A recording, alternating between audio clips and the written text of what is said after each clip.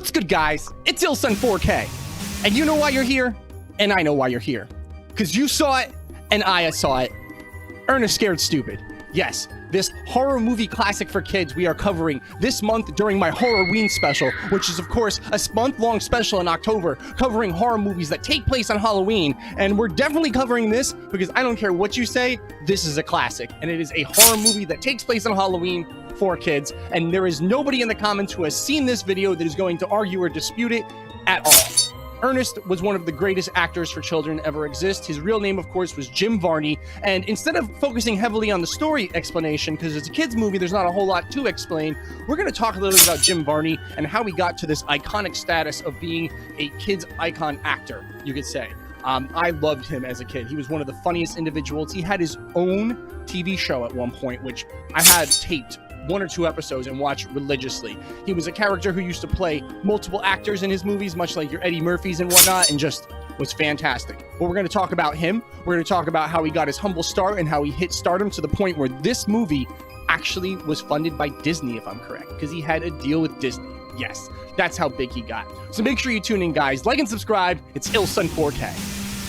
So the story for this film is pretty unique, actually. I'm not gonna lie. For a kid's story, it has just enough overreaching that a kid could get into it. But I guess you could say for a horror movie, it isn't that much far-fetched from a lot of the things here.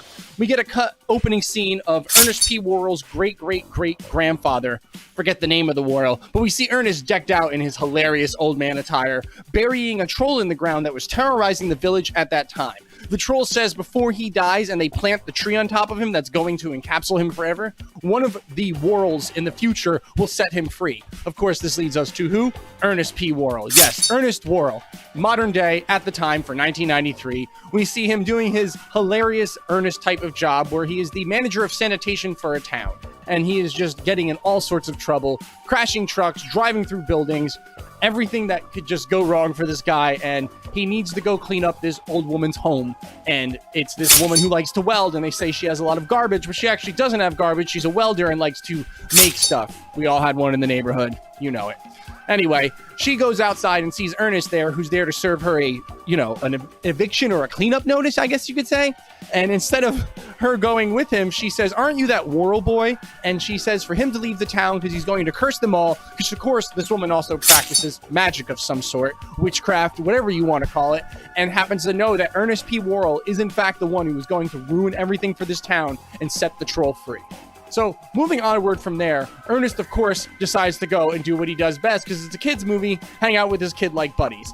We meet the children, of course, who love Ernest, as he's the local, older guy that gets along with the kids and I guess does things and activities with them, something that would probably never fly today in today's world. But regardless of that, these kids, of course, also have the 80s movie trope for kids. Actually, it's a 90s film, I'm sorry. Have the 90s movies trope for it.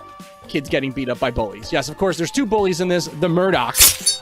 Yes, they're called the Murdochs, and they are just obnoxious, and they terrorize Ernest's little friends. And of course, Ernest helps them come up with a way to defend themselves, as Ernest always does that in films, teaches kids to feel good about themselves, and decides to build what? A treehouse. Yes, he decides to build a treehouse. Can you guess where he decides to build this treehouse? Of course you can guess, because it's a kid's movie, and only we know about this, not the children and Ernest working on the treehouse. So the woman actually finds Ernest working on the treehouse and stops him in the middle of it and says, "You're going to ruin us all." And Ernest goes and talks to her privately. And Ernest literally goes back to the children and says, "She said that on this night, my name, I would have to put my hand on this tree." And unlike Ash from Evil Dead, Ernest actually says the statement that he's not supposed to say, and the whole tree vibrates and shakes. And from there, of course, the troll breaks loose. And what does the troll eat? Children. Yes, he eats children, but he doesn't eat them in the sense of eating them like a sandwich. He touches them and they turn to wooden statues. And when he gets 5 children, he will be able to raise all of his other troll-like buddies and get them out of the ground. So that should happen, but Ernest accidentally goes back to the tree in the middle of the troll, silently abducting children, as of course nobody believes the kids and Ernest that there's a troll running around. Ernest would have been locked up by now in my town. Nobody believes them on that note. So they decide, all right, we got to take matters into our own hands and figure out what kills this troll. Of course, they figure out later on in the film it's milk, and these trolls hatch, and that's where things just go for the slapstick affair. We see Ernest trying to save the town as these trolls run a literal muck on both the kids and adults, dragging them across the floors and everything like that. The ending to this movie is so wholesome and heartsome because after this, one troll gets so superpowered that milk can't kill him. They figure out the only thing that can kill him via the old riddle that was written in the prophecies about this whole affair happening that the woman happens to have, that the only thing that can kill the beast is a mother's love. And rather than fight the beast, when Ernest sees milk doesn't hurt it, he decides to plant a big old kiss on it and it dies. And that is one of the most wholesome horror movies for kids ever made in a story ever. I'm absolutely in love with that story. I could tell it 900 times. I'm sorry, that's great. So now that I've given you the story and everything to run down as usual, we're going to do something a little different here, and we are going to cover the illustrious career of Jim Varney and how he got to be so massive and big and where it all started, because it's really cool and it all starts about a guy who was just trying to make it. Jim Varney was born in Lexington, Kentucky. As a child, he displayed the ability to memorize long poems and significant portions of books, which he would use to entertain family and friends. And I'm sure later on that didn't hurt when it came time to remember things from scripts and have to not do research. When Varney was just a boy, his mother would turn on cartoons for him to watch. His mother then realized that Varney could actually imitate the cartoon characters on the screen fairly well, so she started him in children's theater when he was just 8 years old. Varney began his interest in theater as a teenager from there, winning state titles in drama competitions while a student at Lafayette High School in 1968 in Lexington. At the age of 15, he portrayed Ebenezer Scrooge in their local theater productions, and by 17, he was performing professionally in nightclubs and coffee houses. That's unbelievable. The talent that apparently was in this individual from day one is undeniable, and it's really awesome. His parents saw that, but we might not have had the ability to know about this. So what we can go on from here is, of course, where did he get to be Ernest? Well, before he was Ernest, Jim Varney had already an established acting career as his fame before of Ernest. In 1976, Jim Varney was actually already a regular comedy member on the cast of the show Johnny Cash and he also played a reoccurring guest on the fake late-night show Fernwood Tonight.